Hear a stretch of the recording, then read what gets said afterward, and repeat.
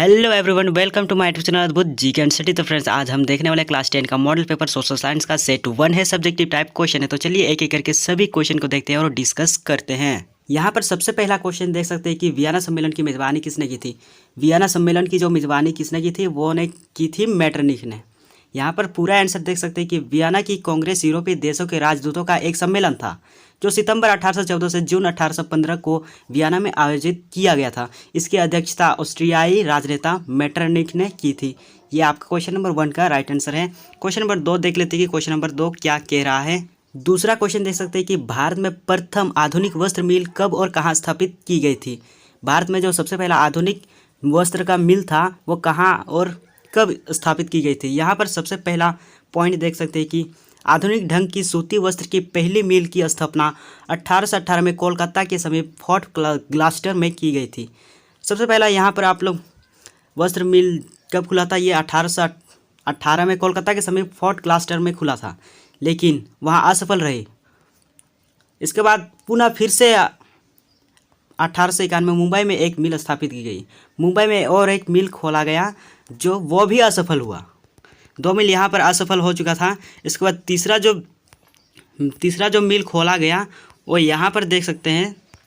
सबसे पहला सफल आधुनिक कारखाना 1854 में मुंबई में ही कावसजी डाबर द्वारा खोला गया, जिसमें 1856 में उत्पादन प्रारंभ हुआ। तो ये आपका राइट आंसर है क्वेश्चन नंबर 2 का। क्वेश्चन नंबर 3 देखते हैं कि क्वेश्चन नंबर 3 क्या कह रहा है कि खरीफ फसल किसे कहते हैं। खरीफ फसल किसे कहते हैं, यहाँ पर देख सकते हैं कि खरीफ की फसल मुख्यतः उस फसल को कहते हैं जो जून जुलाई के महीने में बोई और अक्टूबर नवंबर के महीने में काटी जाती है। इसे मानसूनी फसल भी कहा जाता है। ये खरीफ वो फसल है जो कि जून जुलाई में बोई जाती है और अक्टूबर नवंबर में काटा जाता है। जैसे कि धान हुआ, जैसे धान आपका जून जुलाई में लगाया जाता है और अक्टूबर नवंबर में काटा जाता है। तो ये आपका खरीफ फसल हुआ। आगे देखते हैं क्वेश्चन नंबर 4 क्या कर रहा है कि क्वेश्चन नंबर 4 देखिए, लोकतंत्र की 2 चुनौतियां को लिखें। लोकतंत्र की कोई 2 चुनौतियों को लिखें। यहाँ पर देख सकते हैं कि लोकतंत्र की क्या क्या चुनौतियां हैं। लोकतंत्र की चुनौती का मतलब वैसी समस्या को चुनौती कहते हैं जो महत्वपूर्ण हो, जिससे पार पाया जा सके और जिसमें आगे बढ़ने के अवसर छुपे हो, उसको चुनौती कहते हैं। और यहाँ पर आगे देख सकते हैं लोकतंत्र की मुख्य चुनौतियाँ निम्नलिखित है। यहाँ पर देख सकते हैं सबसे पहला जो चुनौती है वो है आधार तैयार करने की चुनौती। आधार तैयार करना वो एक चुनौती होता है। और दूसरा है विस्तार की चुनौती। और तीसरा लोकतंत्र की जड़ें मजबूत करना। ये लोकतंत्र की प्रमुख चुनौतियाँ थी। चलिए अब आगे देखते हैं। आगे यहाँ पर देख सकते हैं कि समवर्ती सूची के अंतर्गत कौन कौन से विषय आते हैं। समवर्ती जो सूची था उसके विषय के अंतर्गत कौन कौन से आते हैं। तो यहाँ पर देख सकते हैं कि समवर्ती सूची वैसी सूची जिसमें केंद्र सरकार एवं राज्य सरकार दोनों मिलकर कानून बनाते हैं। वैसी सूची है जो केंद्र सरकार और राज्य सरकार दोनों मिलकर कानून बनाते हैं, उसे समवर्ती सूची कहते हैं। जैसे यहाँ पर देख सकते हैं कि शिक्षा राज्य सरकार और केंद्र सरकार दोनों मिलकर बनाते हैं, ये समवर्ती सूची में आते हैं। स्वास्थ्य भी समवर्ती सूची में आते हैं, पर्यावरण भी समवर्ती सूची में आते हैं, विवाह भी, तलाक एवं बिजली इत्यादि ये सब समवर्ती सूची में आते हैं। और यहाँ पर क्वेश्चन नंबर 6 देख सकते हैं कि मुद्रा को विनिमय का माध्यम क्यों कहा जाता है। मुद्रा जो है उसको विनिमय का माध्यम क्यों कहा जाता है। तो यहाँ पर आप लोग देख सकते हैं मुद्रा लेन देन की विनिमय वस्तु तथा सेवाओं के लिए मध्यवर्ती के रूप में कार्य करती है। मुद्रा को विनिमय माध्यम इसलिए कहा जाता है क्योंकि मुद्रा लेन देन के विनिमय में वस्तु तथा सेवाओं के लिए मध्यवर्ती के रूप में कार्य करती है। लेन देन के माध्यम के रूप में मुद्रा का उपयोग विनिमय प्रणाली में आवश्यकताओं के दोहरे संयोग की बड़ी कठिनाइयों को दूर करता है। इसलिए मुद्रा को विनिमय का माध्यम कहा जाता है। आगे देखते हैं क्वेश्चन नंबर 7 क्या कर रहा है कि विदेशी निवेश से क्या तात्पर्य है। विदेशी निवेश क्या है, उसका क्या तात्पर्य है। सबसे पहले यहाँ पर निवेश देख लेते हैं कि निवेश क्या कहते हैं। भूमि, भवन, मशीन एवं अन्य उपकरणों की खरीद में व्यय की गई मुद्रा को निवेश कहते हैं। जैसे कि भूमि, भवन, मशीन को खरीदने में जो पूंजी लगाते हैं उसे निवेश कहते हैं। और यही निवेश बहुराष्ट्रीय कंपनी द्वारा किए जाने पर विदेशी निवेश कहलाता है। और यही निवेश हम लोग किसी विदेश में लगाते हैं तो उसे विदेशी निवेश कहते हैं। आगे देखते हैं क्वेश्चन नंबर 8। क्वेश्चन नंबर 8 क्या कर रहा है कि असहयोग आंदोलन में भारतीयों द्वारा अपनाए गए विभिन्न तरीकों का उल्लेख करें। तो इसका उत्तर है कि असहयोग आंदोलन में भारतीयों द्वारा अपनाए गए विभिन्न तरीके निम्नलिखित हैं। क्या क्या है? सबसे पहला पॉइंट देखिए कि विद्यार्थियों ने स्कूल कॉलेज छोड़ दिए। यहाँ पर जो असहयोग आंदोलन शुरू हुआ था उसमें भारतीय द्वारा क्या क्या अपनाए गए थे तरीके। तो यहाँ पर सबसे पहला तरीके अपनाए गए थे कि विद्यार्थियों ने स्कूल कॉलेज ही छोड़ दिया और शिक्षकों ने त्यागपत्र दे दिया।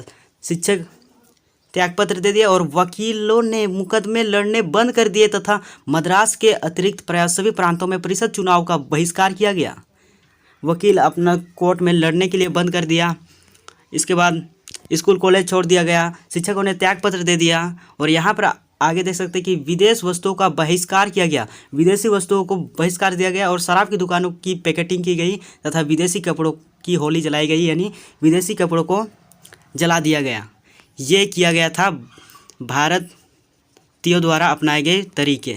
आगे देखते हैं क्वेश्चन नंबर 9 क्या कह रहा है कि क्वेश्चन नंबर 9 देख सकते हैं कि पहले विश्व युद्ध के समय भारत का औद्योगिक उत्पादन क्यों बढ़ा।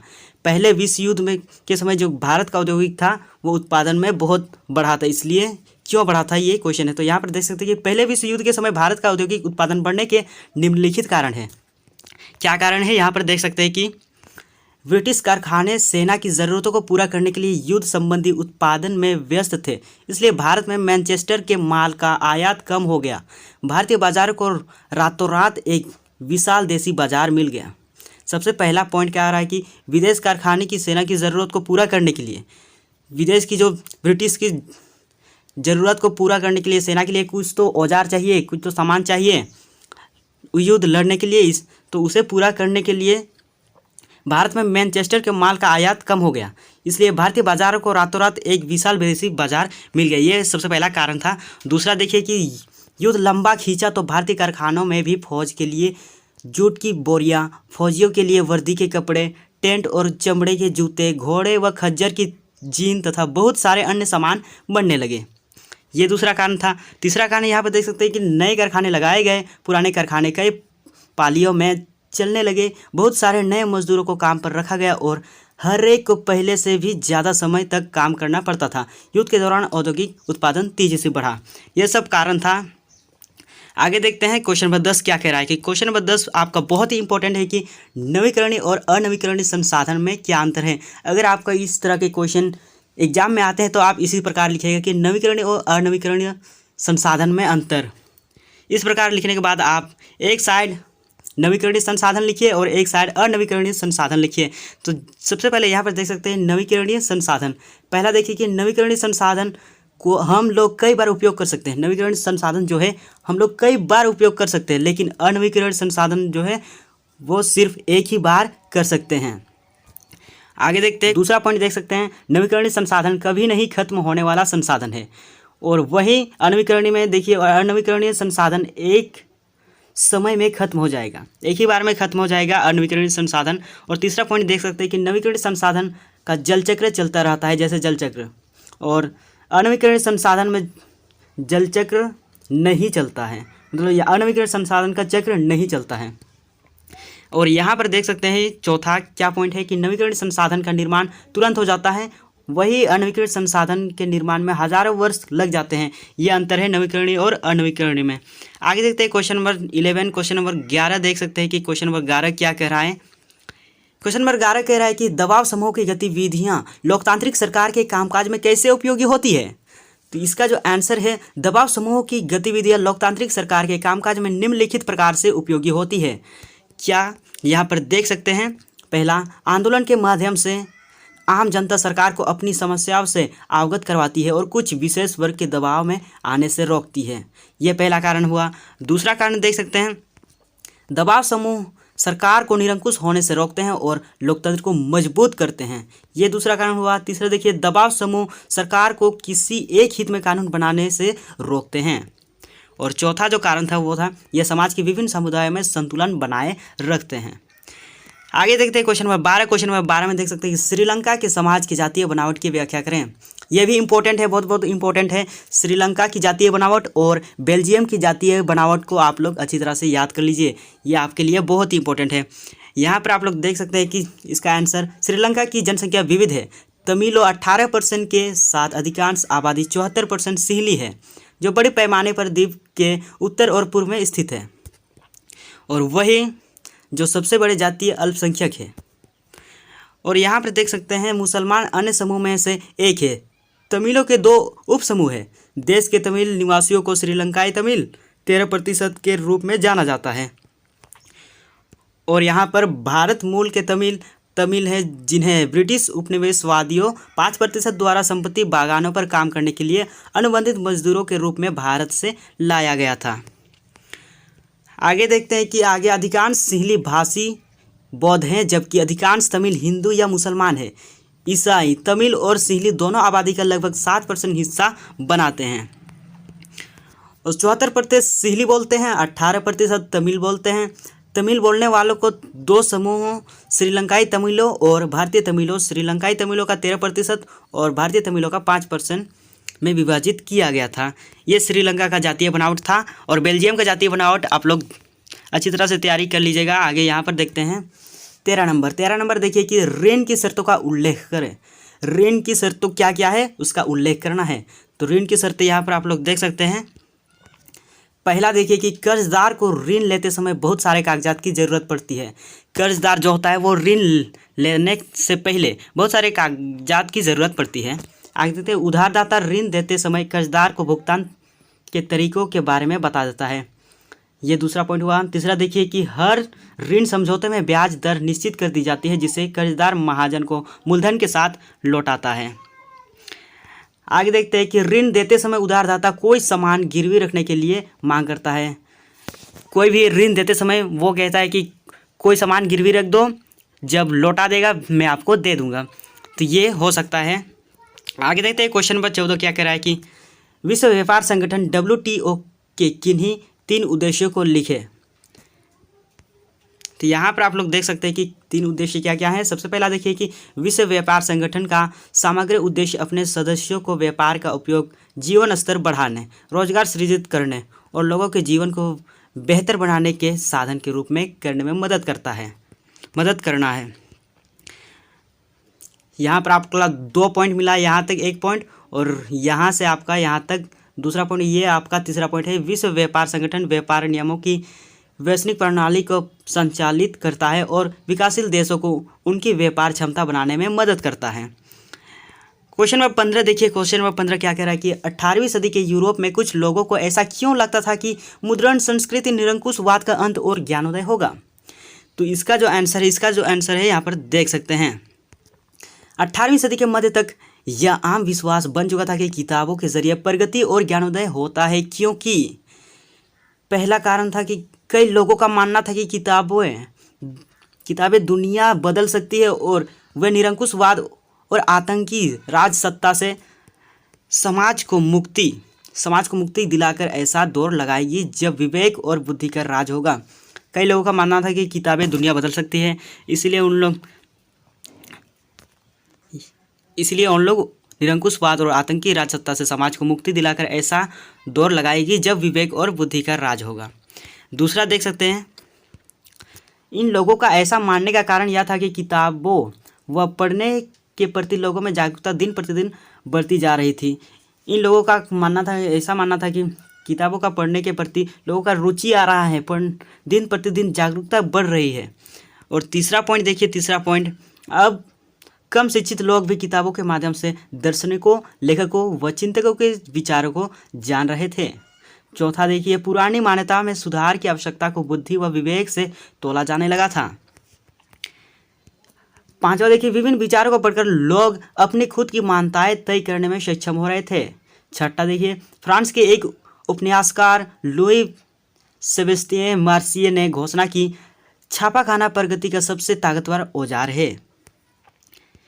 इससे बन रही जनमत की आंधी में निरंकुशवाद उड़ जाएगा।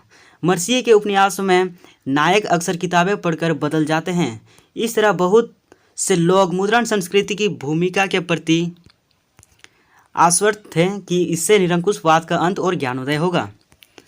क्वेश्चन नंबर 16 देख सकते हैं कि लोकतंत्र किन परिस्थितियों में सामाजिक विविधताओं को संभालता है और उनके बीच सामंजस्य बैठता है। इसका जो आंसर है पहला देखिए, लोकतंत्र में सभी को समान अधिकार है।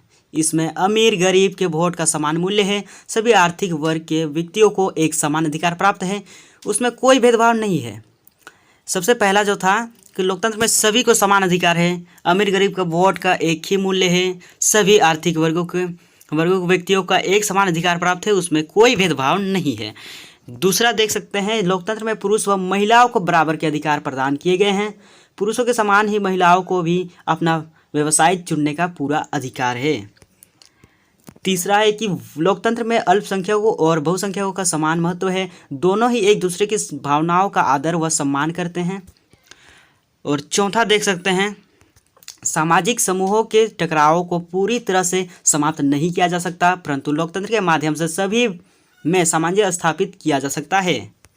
और पांचवा है, लोकतंत्र में लोगों को धार्मिक स्वतंत्रता प्रदान की गई। ये इसका आंसर था क्वेश्चन नंबर 16 का। क्वेश्चन नंबर 17 देख सकते हैं कि एक अर्थव्यवस्था में मुद्रा की भूमिका की विवेचना कीजिए।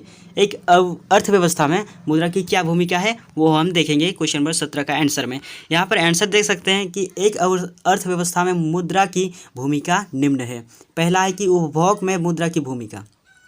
उपभोग में मुद्रा की क्या भूमिका है यहाँ पर देख सकते हैं। जैसा कि हम जानते हैं, मुद्रा विनिमय माध्यम के रूप में अपनाई जाती है, इसलिए हम अपने आवश्यकता की संतुष्टि के लिए मुद्रा के बदले वस्तु तथा सेवाओं का क्रय विक्रय कर सकते हैं। और दूसरा है व्यापार में मुद्रा की भूमिका। व्यापार में क्या मुद्रा का क्या भूमिका है यहाँ पर देख सकते हैं। मुद्रा के द्वारा व्यापारिक क्रियाएं सफलतापूर्वक पूरी की जाती है, क्योंकि मुद्रा की सहायता से एक स्थान से वस्तुओं का क्रय विक्रय करके उन्हें दूसरे स्थान पर विक्रय किया जा सकता है। मतलब एक जगह खरीद करके दूसरे जगह बेच सकते हैं। बजट निर्माण में तीसरा देखिए, बजट निर्माण में मुद्रा की भूमिका। सरकारी व्यय तथा प्राप्तियों का माप मुद्रा में किया जाता है, जिसके द्वारा करों की दर, ऋण पर ब्याज सफलतापूर्वक बनाई जाती है। इसे मुद्रा से ही प्रदर्शित किया जाता है। और चौथा देखिए, राष्ट्रीय आय के मापन में मुद्रा की भूमिका। देश की राष्ट्रीय आय की गणना मुद्रा में की जाती है, जो देश के निवासियों का जीवन स्तर प्रदर्शित करती है। मुद्रा के बिना राष्ट्रीय आय की गणना कठिन है। क्वेश्चन नंबर 18 देखिए, जल दुर्लभता क्या है? जल संरक्षण के कैसे किया जा सकता है? जल दुर्लभता आपको सभी को पता होगा कि ये जल की कमी क्या है। तो यहाँ पर देख सकते हैं कि जल दुर्लभता का अर्थ है जल की कमी। दूसरे शब्दों में, जब किसी वस्तु की आपूर्ति मांग से कम हो तो वह वस्तु दुर्लभ हो जाती है। देश के कई क्षेत्रों में जल की बहुत कमी है। ये तो हम जानते हैं कि देश के कई क्षेत्रों में जल की बहुत कमी है। तो जल की कमी के निम्नलिखित कारण है। सबसे पहला कारण है, किसी प्रदेश में अधिक जनसंख्या जल की कमी का प्रमुख कारण है। प्रत्येक व्यक्ति को पीने के लिए, भोजन के लिए, कपड़े धोने आदि के लिए पानी की आवश्यकता होती है। दूसरा देखिए, प्रदेश में यदि कम वर्षा है तथा सूखा है तो जल की कमी होगी। तीसरा, अति शोषण या अत्यधिक उपयोग जल की कमी का प्रमुख कारण है। और चौथा है, आसमान जल भी जल के अभाव का ही कारण है। ये था 4 कारण जल की कमी का। अब आगे देखते हैं क्वेश्चन नंबर 19 जो कि लास्ट क्वेश्चन है इस मॉडल पेपर का, वो भी इम्पोर्टेंट क्वेश्चन 19 का देखिए 19 नंबर का। मानचित्र में प्रदर्शित खनिज उत्पादक केंद्र एवं पतन के नाम का मिलान करें। यहाँ पर कुछ नाम दिया गया है, ये आपको मैप पर दर्शाना है, मैप पर बताना है। तो सबसे पहला नाम दिया गया है हजारीबाग, अजमेर, लोहा अयस्क क्षेत्र, विशाखापट्टनम और मंगलुरु। तो इन सब आप किस प्रकार दर्शाएंगे, चलिए मैं आपको बताता हूँ। यहाँ पर आप लोग देख सकते हैं कि 1 नंबर, 2 नंबर, 3 नंबर इस प्रकार दिया गया है। 5 नंबर तक दिया गया है और 5 नाम भी दिया गया है क्वेश्चन में। तो आप लोग 1 नंबर में क्या भरिएगा? 1 नंबर में आप लोग यहाँ पर देख सकते हैं कि 1 नंबर में अजमेर भरिएगा, जो कि राजस्थान में स्थित है। 1 नंबर में क्या भरिएगा? 1 नंबर पर यहाँ पर आप लोग भरिएगा अजमेर, यहाँ पर अजमेर आप लोग भरिएगा, जो कि राजस्थान में स्थित है। और 2 नंबर में आप लोग क्या भरिएगा? 2 नंबर में आप लोग हजारीबाग भरिएगा। 2 नंबर में आप लोग हजारीबाग, जो कि झारखंड में स्थित है। 2 नंबर में आप लोग यहाँ पर देख सकते हैं, 2 नंबर में हजारीबाग भरिएगा, जो कि झारखंड में स्थित है। और 3 नंबर में क्या भरिएगा, 3 नंबर में आप लोग क्या भरिएगा, यहाँ पर 3 नंबर में देख सकते हैं कि लो अयस्क क्षेत्र भरिएगा जो कि उड़ीसा में स्थित है। यहाँ पर लो अयस्क क्षेत्र भरिएगा, 3 नंबर में यहाँ पर लो अयस्क क्षेत्र भरिएगा जो कि उड़ीसा में स्थित है। और 4 नंबर में क्या भरिएगा, 4 नंबर में आप लोग विशाखापट्टनम जो कि आंध्र प्रदेश में स्थित है। 4 नंबर में आप लोग यहाँ पर विशाखापट्टनम जो कि आंध्र प्रदेश में स्थित है, ये आप लोग भरिएगा किसी भी रंग से। इसके बाद 5वां नंबर में आप लोग भरिएगा मंगलुरु। मंगलुरु मंगलुरु आप 5वां नंबर में भरिएगा जो कि कर्नाटक में स्थित है, कर्नाटक में स्थित है। ये था आज का वीडियो सोशल साइंस का क्लास 10 का पूरा सॉल्यूशन। अगर आपको किसी भी क्वेश्चन में डाउट है तो नीचे कमेंट बॉक्स में ज़रूर लिखिए। तो मिलते हैं नेक्स्ट वीडियो में, तब तक के लिए जय हिंद, जय भारत, धन्यवाद।